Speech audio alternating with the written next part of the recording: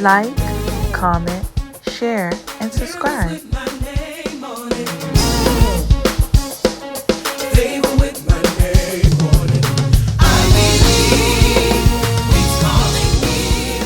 Waiting season is something that everyone is familiar with because it's really that season of preparation before God does the next thing that he's called you to do in life. And so for me, I've had many encounters with the waiting season. I'm in one right now, but just in different areas of life. But one of the most impactful ones that really taught me how to wait was when I was going through a transition in what I thought was like not even just a career, but identity, right?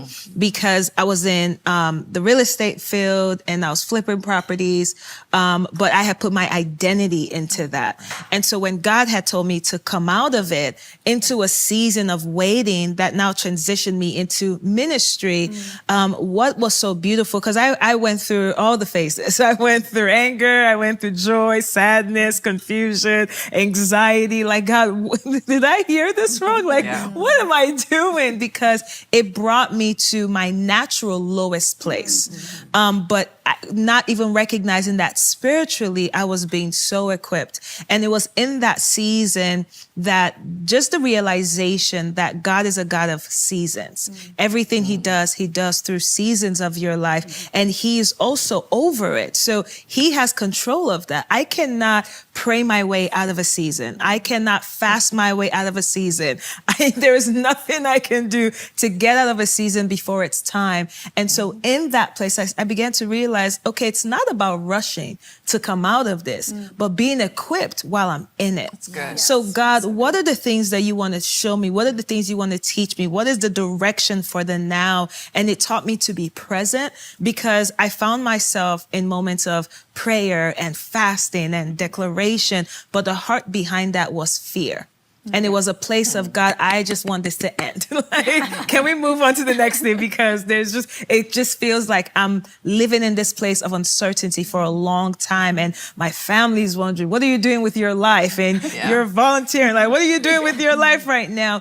But when I got to that place of God showing me, look, I'm in charge of this. And it is a word I've given you. And I'm working something in you that you cannot on your best day do on your own.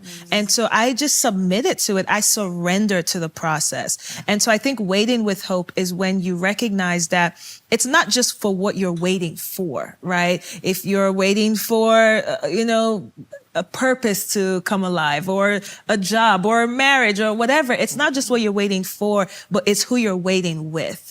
And in that time, who is he making you become? I think about like even Peter, when after the Lord had ascended and the people saw Peter and they're like, wow, they look like men that have been with Jesus. And in that waiting season, God is like equipping you in a way that will cause you to look more like him, so that when you're launched into whatever next stage of your life, you're launched with the embodiment of his nature. You're launched with exuding the fruits of the Holy Spirit, and you're not wavering. You're not easily swayed into the wrong thing, or easily swayed into, whatever could cause you to compromise, because you've been anchored in that waiting season. And so that's how I wait with hope. I really recognize that the person who owns this season is not me.